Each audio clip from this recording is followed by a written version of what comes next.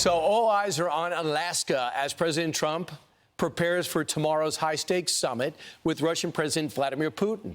So Trump is issuing a new warning to Putin if he does not agree to end the war in Ukraine. And Lucas Tomlinson is live in Washington with the latest for us. Hey, Lucas.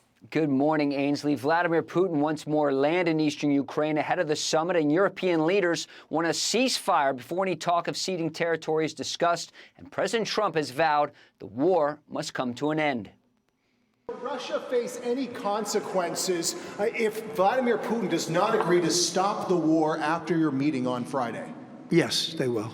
Yeah. What will the consequences there will be be? Sanctions, tariffs? There will be, I don't have to say, there will be very severe consequences.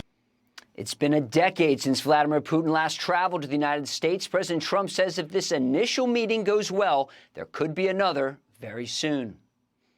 There's a very good chance that we're going to have a second meeting, which will be more productive than the first, because the first is I'm going to find out where we are and what we're doing. I would like to do it almost immediately, and we'll have a quick second meeting between President Putin and President Zelensky and myself. Now, fresh off a call with President Trump, Ukrainian President Volodymyr Zelensky is in London today to meet with Britain's Prime Minister. Keir Starmer reiterated there can be no negotiations without Ukraine at the table. And a potential sticking point in the talks is the Donetsk region in eastern Ukraine. Since 2014, when the fighting began, Ukrainian forces have been using the city of Kramatorsk as a key logistics and command hub for its military along a fortified front. If this land is handed over to Russia, some fear it could pave the way for Putin to launch another offensive in the future. Another topic of likely discussion will be the fate of the tens of thousands of Ukrainian children that have been abducted by Russian soldiers over the course of the war, guys. So many variables, so many questions going into this high-stakes summit. Thanks. Hey, Lucas, are you going? Unfortunately, no, but it's never too late if somebody wants to send me over there.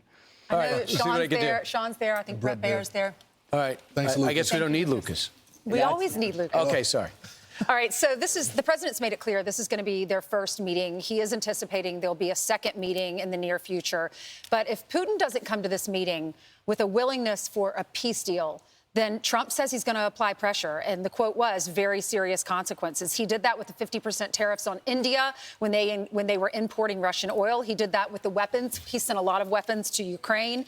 The European trade deal, the president got nearly $1 trillion in commitments to buy American energy instead of energy from Russia. So the president is clear. He says we're going to use the power that America has to wreak havoc on Putin. If he doesn't comply and doesn't stop this war and doesn't end the killings, there will be consequences. So there's two ways that Putin can attempt to embarrass the president. There is him not showing up to the meeting at all. And then there is him showing up to the meeting, having a conversation with the president, and not agreeing to a ceasefire and trying to litigate what land is going to be drawn out. That's a non-starter already. And so the question is Putin this insane that he's willing to come to Alaska on the president's turf and attempt to embarrass him? Keep in mind, he asked for this meeting, and Caroline Leavitt made that clear, and so did President Trump. He asked for the meeting through Steve Witkoff. So they said, what's going to happen? So he was looking to talk. They are talking about swapping land, which people, I think, misinterpreted that the president was swapping land without Zelensky. He's just saying that the conversation led to going to the point where are the battle lines going to be drawn? Where's the fighting going to stop? As Mark Thiessen writes about today as an influential columnist in the Washington Post, he said the worst thing that could happen would be for a partial ceasefire, because that means he gets to fight the places he wants to fight. Right. What you have to do is two things: ceasefire and security guarantees. And then where we go from there is important. Also, if anybody thought or Vladimir Putin was counting on a divide between the EU, NATO, and the president and the United States, it's not happening. He proved it a few months ago at The Hague. And again, in the conference call yesterday with everyone, including Zelensky, who's now in the UK, they're all on the same page. And that's what the German chancellor, the prime minister all said, and Macron all said, yeah, we're pretty much doing the same thing. The other thing I would say, and that is it's Ukraine's decision.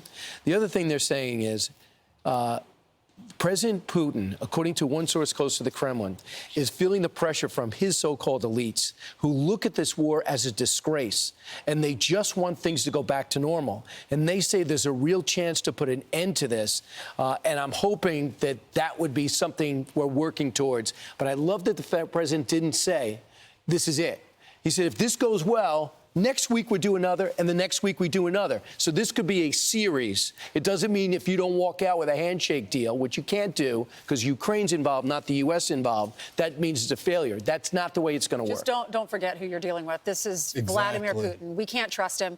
President Trump says he'll have good conversations with him. Then he'll go home that night and he'll see that he's bombed a nursing home, that rockets have hit an apartment building, that people are dead on the streets. Want even more Fox News on YouTube? Become a Fox News Patriot today. Click join to find out how.